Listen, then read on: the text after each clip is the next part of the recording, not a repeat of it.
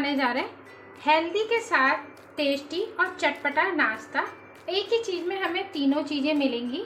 तो ये मैंने लिया है एक बीटरूट और आज हम इससे बहुत ही टेस्टी और चटपटा नाश्ता बनाएंगे। उसके लिए सबसे पहले मैंने ले लिया एक मिक्सी जार। अब मिक्सी जार में मैं ये डाल देती हूँ और बहुत थोड़ा सा, जितना कम से कम हो, पानी डाल के हमें इसे बारीक पीसना है। तो मैं पीस लेती हूँ इसे। अब ये देखिए हमने इस तरह का पीस के तैयार कर लिया है। अब हम इसे एक साइड में रख देते हैं। अब मैंने ले लिए आधा कटोरी उड़द की धुली दाल। इसे मैंने लगभग 4 घंटे के लिए पहले भिगो के रख दिया था और ये इस तरह से भीग गई है। अब हम एक मिक्सी जार ले लेते हैं और इसे भी हम दरदरा पीस लेते हैं। और पानी जितना कम से कम हो उतना डालें, नहीं तो फिर जब हम दाल भूनेंगे ना तो फिर प्रॉब्लम होगी। तो अगर इसी तरह से पीस सकती है, ज़्यादा बारीक नहीं पीसनी, बहुत हल्की दाना भी रहना चाहिए, थोड़ी दरदरी सी हमें पीसनी है इसे। अब ये देखिए हमने बिना पानी डाले इस तरह की दाल पीस के तैयार कर लिया। इसमें कोई कोई दाना भी आपको दिख रहा है, इसी तरह की हमें दाल चाहिए। अब हमने ले लिया है 2 कटोरी आटा। अब हम इसमें डाल देते हैं कुछ चीज़ें। सबसे पहले मैं इसमें डाल दूंगी टेस्ट के हिसाब से नमक और 1 चम्मच अजवाइन। अजवाइन क्या है, वैसे भी सही रहती है और टेस्ट भी अच्छा आता है इससे नाश्ते का। अब हम इसमें डाल देंगे 2 बड़ा चम्मच ऑयल या घी, आप कुछ भी ले सकते हैं जो आपका मन हो। इसे इसमें डाल के और इसकी हम मुट्ठी बांध के देख लेंगे। अगर मुट्ठी बंध रही है, मतलब हल्की मुट्ठी बननी चाहिए, उतना हमें रखना है। अब मैं इसे अच्छे से कर लेती हूँ मिक्स, फिर आपको दिखाती हूँ। अब ये देखिए इस तरह की हमारी मुट्ठी मतलब थोड़ी बंध रही है, इससे ज़्यादा हमें नहीं ज़रूरत है, इतना ही हमें मोइन चाहिए इसमें। ये देखिए अगर हम कस के मुट्ठी बांध रहे हैं तो थोड़ी हल्की सी बंधी हुई है। अब हम इसमें बीच में कर लेते हैं इस तरह का एक होल सा। और अब हमने ये जो बीटरूट करा था पीस के तैयार, ये डाल देते हैं। इससे क्या है, हमारी जो भी नाश्ता बनाएंगे बहुत हेल्दी बन के तैयार होगा। अभी हम इसमें पानी बिल्कुल ऐड नहीं करेंगे, अभी हम इसी से मिक्स कर लेते हैं इसको अच्छे से। ये देखिए इसका हमें एक सॉफ्ट डो तैयार करना है, ज़्यादा टाइट नहीं, सॉफ्ट। लगभग 2 से 3 चम्मच पानी हमें इसमें ज़रूरत है। ये देखिए इतना पानी है, इसी में हम अच्छे से मिक्स करके डाल देते हैं और अब हम इसका डो लगा लेते हैं। और मैं आपको ये देखिए इस तरह का हमारा डो तैयार हो गया है। अब हम इस पे लगाएंगे हल्का सा ऑयल, ज़्यादा नहीं, हल्का सा ऑयल लगा के इसको इस तरह से इकट्ठा कर देते हैं, जिससे कि हमारा डो सही हो जाए। और लगभग 10 मिनट के लिए रख देंगे। ये देखिए इस तरह का हमें डो चाहिए। ये मैं ढक के रख देती हूँ, जिससे ढल जाएगा हमारा आटा अच्छे से। और तब तक हम एक मस्त स्टफिंग तैयार कर लेते हैं इसके लिए। अब मैं ले लेती हूँ एक पैन, इसमें लगभग डाल दूँगी 2 चम्मच ऑयल।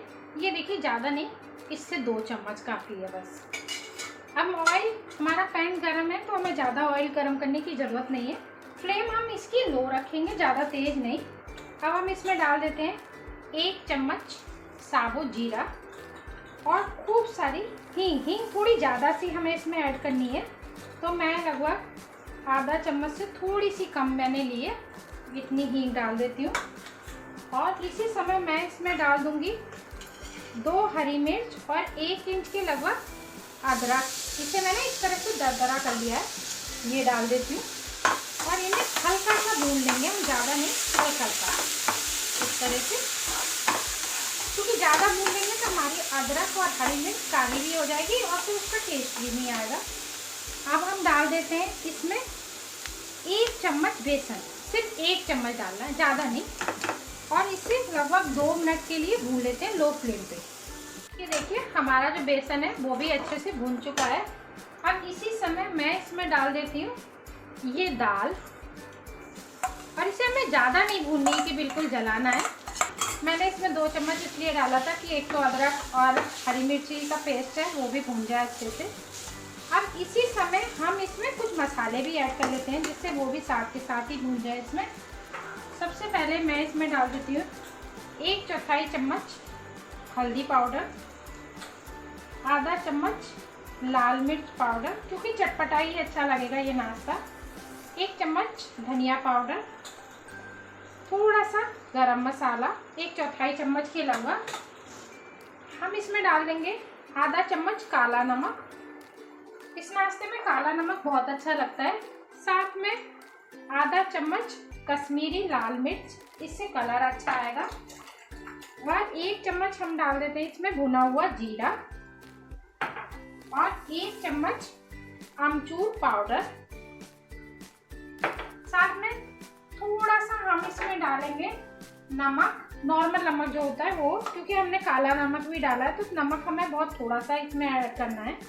अब हम इन सब चीज़ों के साथ इसे लगभग 2-3 मिनट भून लेते हैं। और इसकी फ्लेम हम ज़्यादा हाई नहीं रखेंगे, लो फ्लेम पे ही रखेंगे इसे, नहीं तो दाल चिपकने लगेगी, फिर वो अच्छे से भुनेगा नहीं और मसाले सब जल जाएंगे।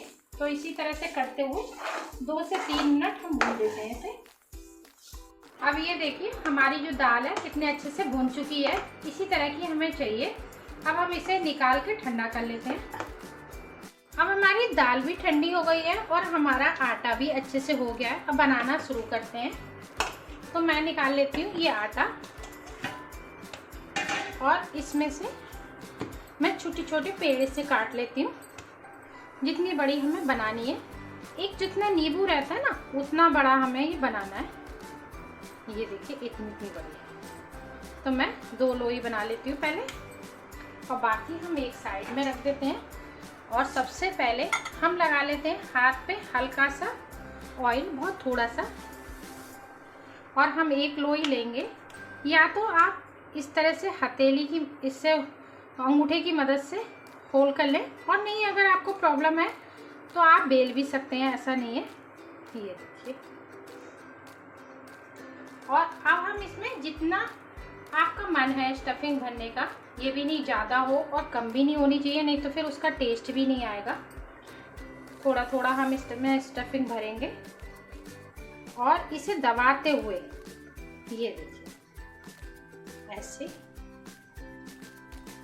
ये। और ये जो एक्स्ट्रा है ना इसे इसके अंदर ही कर देते हैं, और दोनों हथेली की मदद से इसे हम हल्का सा करेंगे प्रेस। और अगर आपको लग रहा है इस तरह से बढ़ाने में थोड़ी भी प्रॉब्लम है तो ज़्यादा नहीं, हल्का सा बेलन चलाना है हमें। ये बहुत थोड़ा सा मैं आपको दिखा देती हूँ, ये। और एक चीज़ का हमें ध्यान रखना है, इसका जो डो बनाना है वो सॉफ्ट बनाना है, नहीं तो ये फिर आपकी ना फटने लगेंगी, फिर आप कहेंगे बताया नहीं। ये इसी तरह से बाकी सब भर के तैयार कर लेते हैं।